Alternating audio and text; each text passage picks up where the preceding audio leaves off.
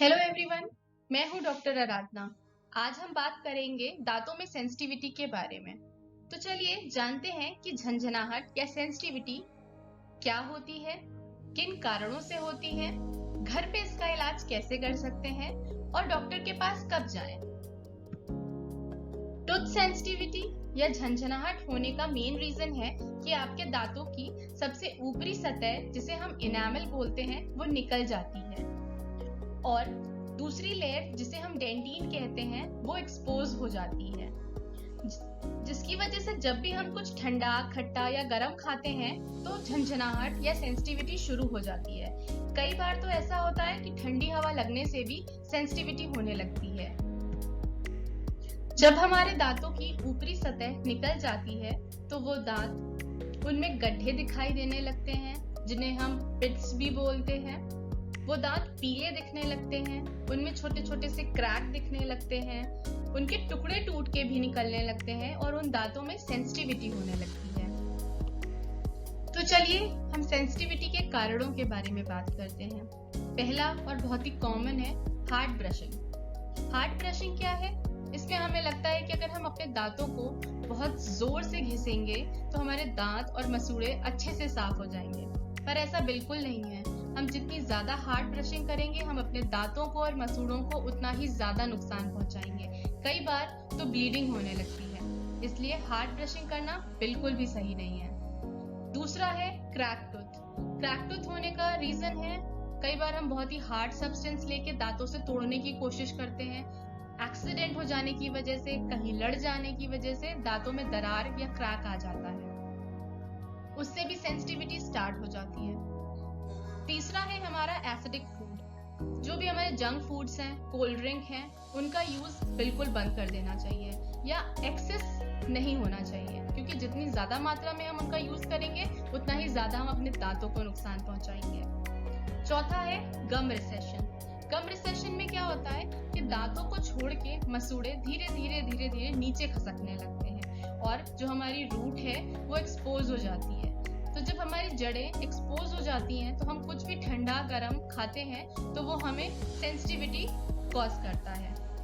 चौथा है ब्रक्सिज्म। बच्चों को कई बार दांत किटकिटाते देखा होगा, जिसमें बच्चे दोनों दांतों को, ऊपर नीचे वालों को, आपस में घिसते हैं और एक साउंड प्रोड्यूस होता है। उससे क्या होता है, जो दांत की ऊपरी सतह होती है वो घिस के धीरे धीरे निकल जाती है और सेंसिटिविटी होने लगती है।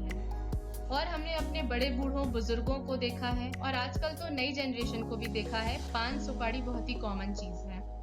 ये खाने से, ये भी एक हार्ड सब्सटेंस होता है जिसे हम दिन भर मुंह में रख के दांतों के बीच में चबाते रहते हैं और धीरे धीरे हमारा इनामल रिमूव होता जाता है और डेंटिन एक्सपोज होता जाता है और सेंसिटिविटी तो होना बनती ही है।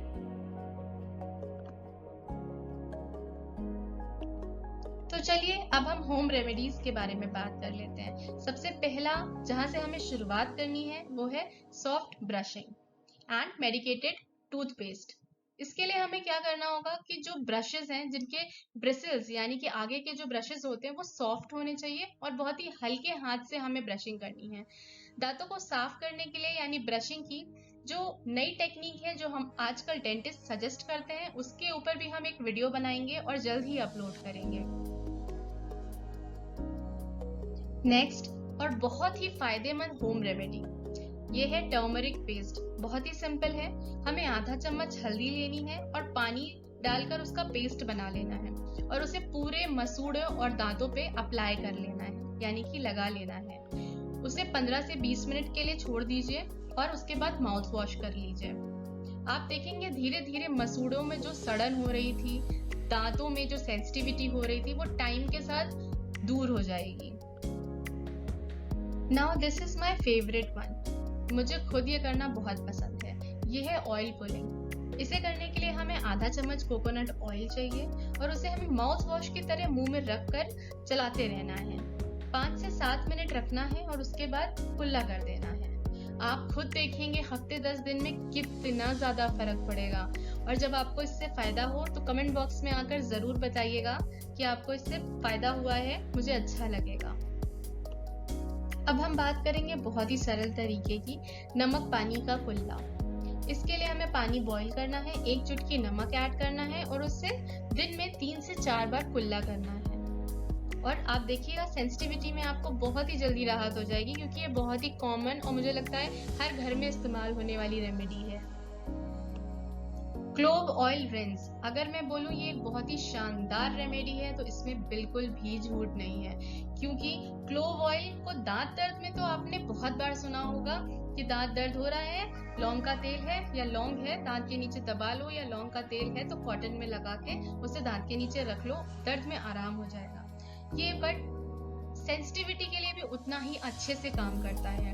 आपको आधा कप पानी लेना है, उसमें 1 से 2 ड्रॉप लौंग का तेल ऐड करना है और उससे कुल्ला करना है। जैसे ही आप 3-4 बार कुल्ला करेंगे, धीरे धीरे सेंसिटिविटी अपने आप कम हो जाएगी, क्योंकि ये ऑयल जो है आपके दांतों पे एक लेयर फॉर्म कर लेगा और जो भी चीज आप खाएंगे पिएंगे उससे असर नहीं डालने देगा, तो आपको पेन और सेंसिटिविटी में आराम हो जाएगा। होम रेमेडीज के बारे में तो हमने बात कर ली, पर अगर सेंसिटिविटी बहुत ही लंबे समय से है और होम रेमेडी काम नहीं आ रही है, तब हम क्या करें? तब एक ही उपाय बचता है, डेंटिस्ट। हाँ, तब हमें डेंटिस्ट के पास जाना है और उससे जाके पूछना है कि क्या रीजन है कि हमारी सेंसिटिविटी जा नहीं रही है। तब वो डायग्नोस करेगा, आपको अच्छे से देखेगा और वो आपको उसके लिए सॉल्यूशन बताएगा कि आप क्या क्या ऐसी चीजें हैं जो करवा सकते हैं जिससे आपको सेंसिटिविटी में आराम हो जाएगा।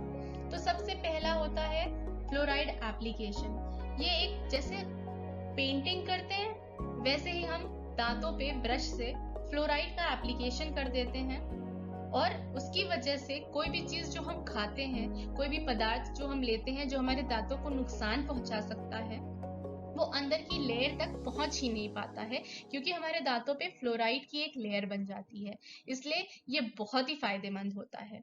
उसके अलावा अगर दांत घिसते घिसते घिसते घिसते इनामल भी निकल गया है, डेंटिन भी निकल गया है और दांत काफी घिस गए हैं, तो दर्द शुरू हो जाता है और तब डॉक्टर आपको आरसीटी के लिए बोलता है। आरसीटी में वो जो जड़ों तक इन्फेक्शन चला गया है या जड़ें खुल गई हैं और दर्द हो रहा है, तो आरसीटी करने से राहत हो जाती है और उसके ऊपर डॉक्टर आपको एक कैप दे देता है। तीसरा, कॉम्पोजिट फिलिंग।